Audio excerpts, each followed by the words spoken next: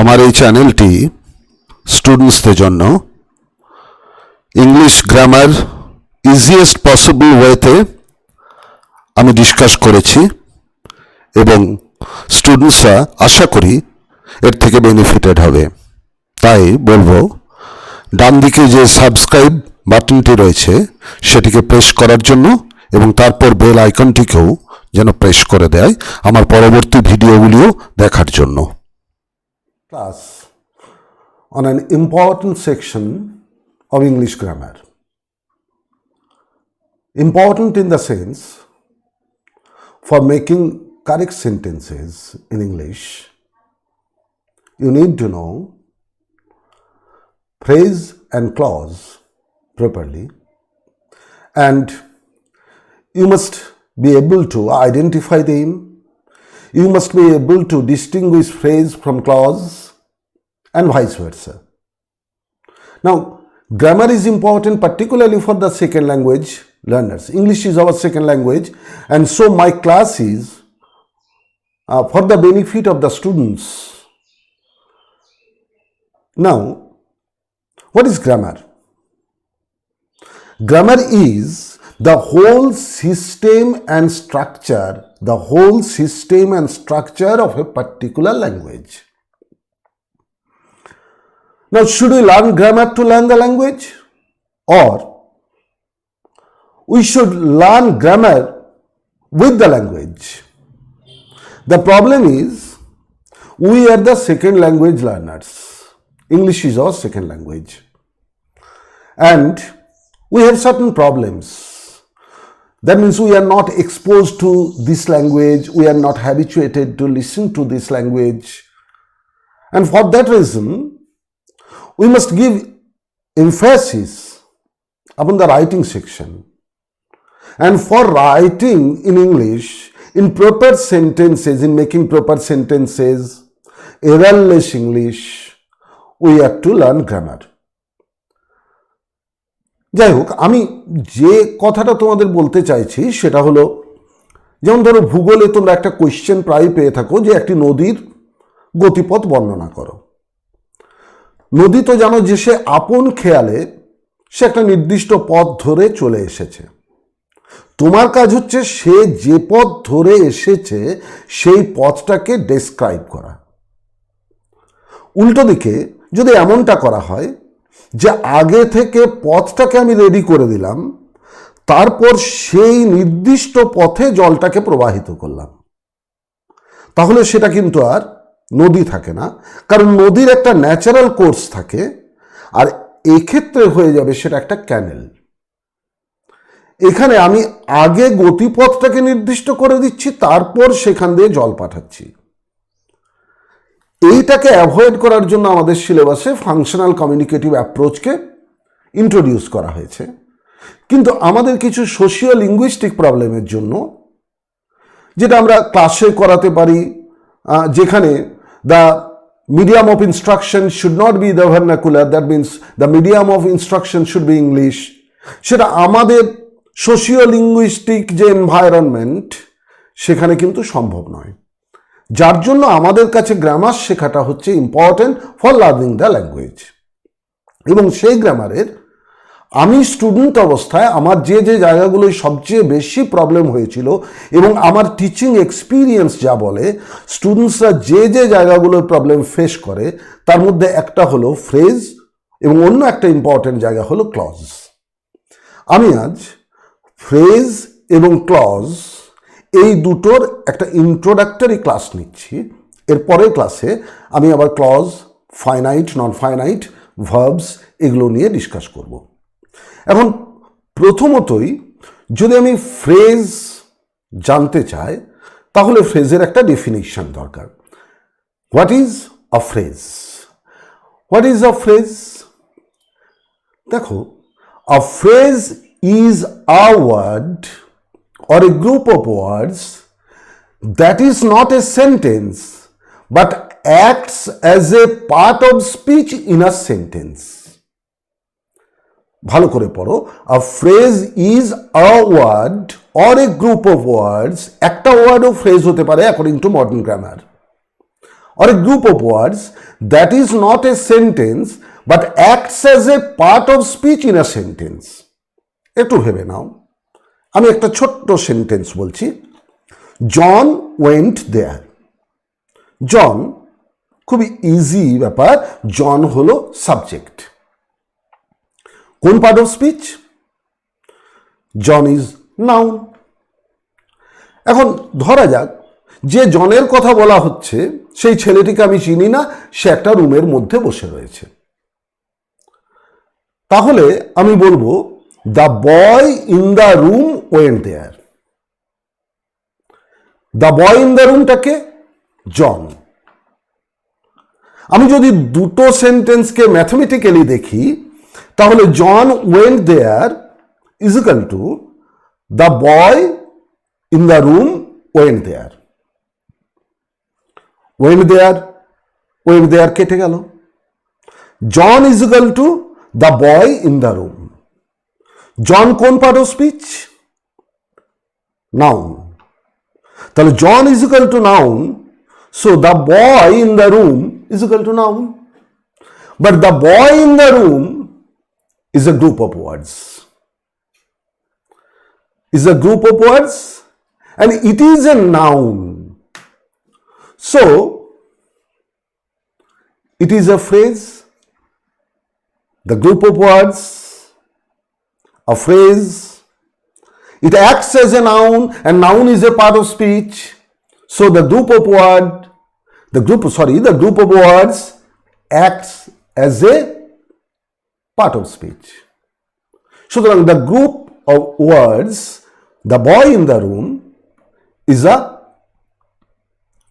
phrase, it is a part of speech, it acts as a part of speech and it is a phrase. Now let us see the next definition. What is phrase? A word or a group of words standing together as a conceptual unit. তার মানে এর মধ্যে একটা sense থাকবে। এখন আমরা যদি, আর আমি চাই না, I don't want that you should memorize the definitions, because so far as our syllabus is concerned, you are not to memorize the definitions, you are to understand them. তোমাকে এই ডেফিনেশনগুলোকে বুঝতে হবে, তুমি যাতে একটা সেন্টেন্সের মধ্যে একটা ফ্রেজ কোনটা সেটা যেন তুমি বুঝতে পারো। এখন আমি কয়েকটা তোমাদের সেন্টেন্স দেখাই। ধরো আমার এখানে রেডিং করা আছে, all the people of the town went there. কোন পার্টটা লাল করা আছে? All the people of the town. It is the subject. All the people of the town went there. The boy playing cricket is my brother. The boy playing cricket. The boys are in their room. We couldn't go on account of the lockdown. On account of the lockdown. It was a good fight by Jove. এই যে লাল করে দেওয়া আছে যে অংশগুলো, by Jove, এখানে all the people of the town, the boy playing cricket in their room, on account of the lockdown, by Jove, এইগুলো সবই কিন্তু এক একটা ফ্রেজ। আমি পরে ডিসকাস করব, এইগুলো কিন্তু প্রত্যেকে এক একটা আলাদা আলাদা পার্ট অফ স্পিচকে ডিনোট করে। এই ফ্রেজগুলো মধ্যে একটা ভালো করে জিনিস লক্ষ্য করো, বলো তো এখানে যে পার্ট অফ স্পিচগুলো রয়েছে সবগুলোতেই শুধু একটা পার্ট অফ স্পিচ কিন্তু মিসিং। কোনটা? All the people of the town, the boy playing cricket in their room, on account of the lockdown, by Jove. এই সব ক্ষেত্রেই কিন্তু ভার্ব অ্যাবসেন্ট। ভার্ব অ্যাবসেন্ট, এখানে ভার্ব নেই। কি মনে হচ্ছে আছে তো? Playing. Playing is not a verb, it's a verbal, non finite. আমি তোমাদের পরের ক্লাসে এটা বোঝাবো। দ্য বয় প্লেয়িং ক্রিকেট, প্লেয়িংটা কিন্তু ভার্ব নয়, এখানে যে ভার্বের আমি কথা বলছি সেটা হলো ফাইনাইট ভার্ব। ফাইনাইট ভার্ব তাহলে এর মধ্যে থাকে না। তাহলে আমরা নিজেদের মতো করে একটা ডেফিনেশন তৈরি করে নিই। What is a phrase? Phrase is a word or a group of words having no finite verb, without any finite verb. Again, I repeat, without any finite verb. Now, let us think about clause. What is clause? আমি বললাম তোমাদের আগে, no finite verbs, এই রেডেন্ট পার্টগুলোতে কোনোটাতেই কিন্তু finite verbs নেই। এখন যদি আমরা ক্লজের জায়গায় যাই, সেটা বোঝার জন্য আমি দুটো সেন্টেন্সের কথা বলি। দেখো, the boy in the field likes cricket. The boy in the field, ফিল্ডে যে ছেলেটি রয়েছে সে ক্রিকেট পছন্দ করে। What is the subject of the sentence? The boy in the field. আবার নেক্সট সেন্টেন্সে আমি বলছি, হু is in the field likes cricket. What is the subject of the sentence? Who is in the field. তাহলে এখানে the boy in the field এটাও part of a sentence, a group of words. Second সেন্টেন্সের ক্ষেত্রে who is in the field এটাও part of a sentence, a group of words. What is the difference? The boy in the field without any finite verb. So a part of a sentence or a group of words without any finite verb, তোমরা আগেই জেনেছো, তাহলে এটা phrase. Who is in the field? এটাও part of a sentence, কিন্তু এর মধ্যে একটা finite verb রয়েছে, ইজ। তাহলে a group of words or a part of a sentence with a finite verb is clause. Grammar বইয়ের ডেফিনিশনে আমি যাচ্ছি না। তোমরা যদি গ্রামার বইয়ের ডেফিনিশন দেখতে যাও, তাহলে কিন্তু a clause has a subject and predicate of its own. এটাকে বলা যেতে পারে a clause is like a sentence within a sentence. It has all the features of a sentence, but it is a part of a sentence, even it may be the whole part. আমি পরে সেই ডিসকাশনের জায়গায় যাব। কিন্তু এতক্ষণ ধরে আমরা যে ডিসকাস করলাম তার মধ্যে আমরা এখানেও ক্লজেরও আমি দুটো ডেফিনিশনের কথা বলছি। আর clause is a group of words in a sentence or a part of a sentence with a finite verb. And a clause is like a sentence within a sentence. সেন্টেন্সের সমস্ত কোয়ালিটি ওর মধ্যে রয়েছে, but it is a part of a sentence. It may be the whole part. However, while discussing phrase and clause, time and again, I said finite verb. Finite verb. Now, what is a finite verb? এখন finite ভার্বটা কি? খুব বেশি grammatical terms ইত্যাদি ইত্যাদি মাথার মধ্যে রাখার খুব দরকার নেই, কিন্তু বোঝার দরকার আছে। মানে আমি বলতে চাইছি, you are not suppose to memorize the definitions. Now let us see some sentences to have a clear concept about finite verb. দেখো, আমি এখানে 4টে সেন্টেন্স দিয়েছি, একদম সহজ sentence. I want to play. Second সেন্টেন্সে একটা চেঞ্জ করেছি। আমার মনে হলো ফার্স্ট পার্সন রয়েছে আই, আচ্ছা ফার্স্ট পার্সন না রেখে একে থার্ড পার্সন করে দিই। কি হলো? He wants to play. Next আমার মনে হলো সিঙ্গুলার নাম্বার রয়েছে, একে প্লুরাল করে দিই, তাহলে দে, তখন আবার ওয়ান্ট টু প্লে। নেক্সট আমার মনে হলো এটা কোন টেন্সে আছে, 3টে সেন্টেন্সই কোন টেন্সে আছে, প্রেজেন্ট, সিম্পল প্রেজেন্ট। ভাবলাম একটু টেন্সটাকে চেঞ্জ করে দিই, পাস্ট করে দিই। They wanted to play. প্রথমে 1 থেকে 2, sentence number 1 to sentence number 2, what happened? Change in person. Sentence number 2 to 3, what happened? Change in number. 3 to 4, what happened? Change in tense. এই একটা সেন্টেন্সে আমরা দেখতে পাচ্ছি দুটো ভার্ব রয়েছে। ভার্ব, আমি ভার্ব ওয়ান্ট এবং ইন্ডিভিজুয়ালি যদি দেখি তাহলে ওয়ান্ট আর প্লে। আমি ওয়ান্টকে মার্ক করেছি V1, প্লে V2। এখন আমি পার্সন চেঞ্জ করেছি, নাম্বার চেঞ্জ করেছি, টেন্স চেঞ্জ করেছি, কিন্তু অদ্ভুতভাবে দেখো শুধুমাত্র V1 চেঞ্জড হয়েছে, V2 কিন্তু আনচেঞ্জড। V1 চেঞ্জড হয়েছে, V2 আনচেঞ্জড। আমি এখান থেকে একটা কনক্লুশনে চলে এলাম যে V1 is the finite verb. Now give me the definition.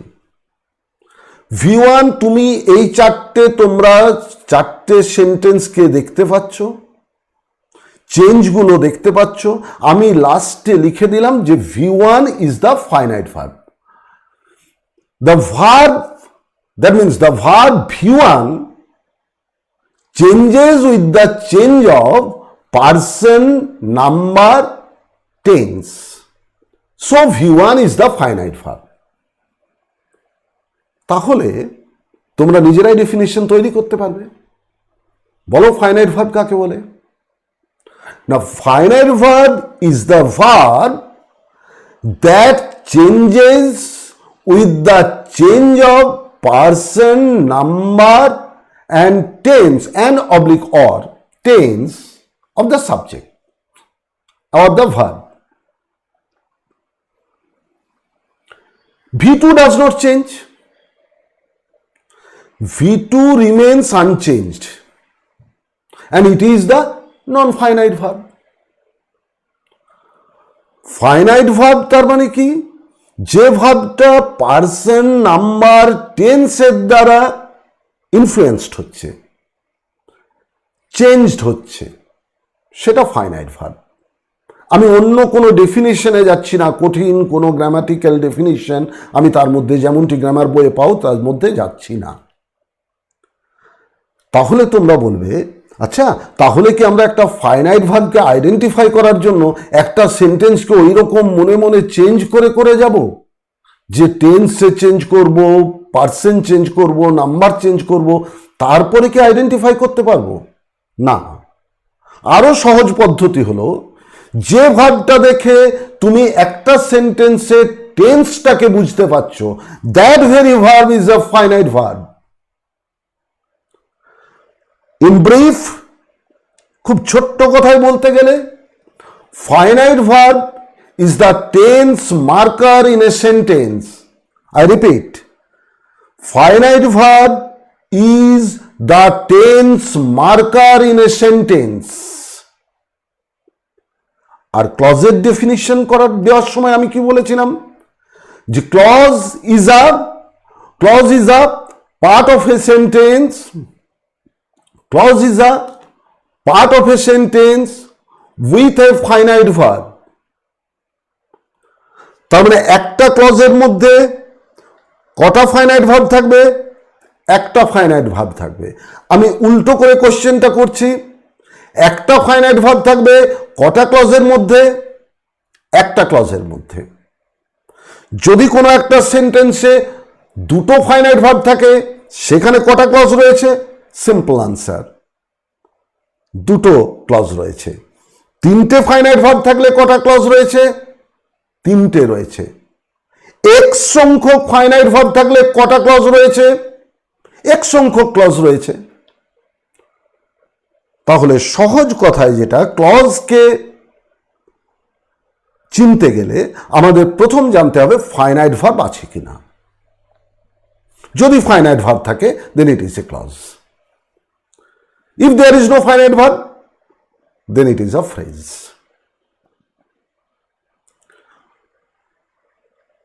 তোমাদের কাছে এখন ক্লজ সম্পর্কে একটা ধারণা নিশ্চয়ই তৈরি হলো। আশা করছি আমি এটাকে আরও বেশি করে ডিসকাস করব এবং আমার পরের ক্লাসে আমি ফাইনাইট এবং নন ফাইনাইট, আমি ভার্বালসের যে কথা বললাম, যেটা পরে তোমাদের সিম্পল সেন্টেন্স তৈরি করার ক্ষেত্রে কাজে লাগবে, পার্টিসিপল, জিরান্ড। আমি জানি পার্টিসিপল, জিরান্ড এই দুটো বিষয় আমি যখন ছাত্র ছিলাম তখনও আমার এইগুলো বুঝতে একটু অসুবিধে হতো। দ্য ভার্বাল নাউন্স, এই ভার্বালসগুলোকে, নন ফাইনাইটগুলোকে আমি ডিসকাস করব, তারপরেই আবার ক্লজে যাব। তোমরা এটাকে নিয়ে ভাবো এবং কোয়েশ্চেন থাকলে আমাকে করতে পারো। Thank you.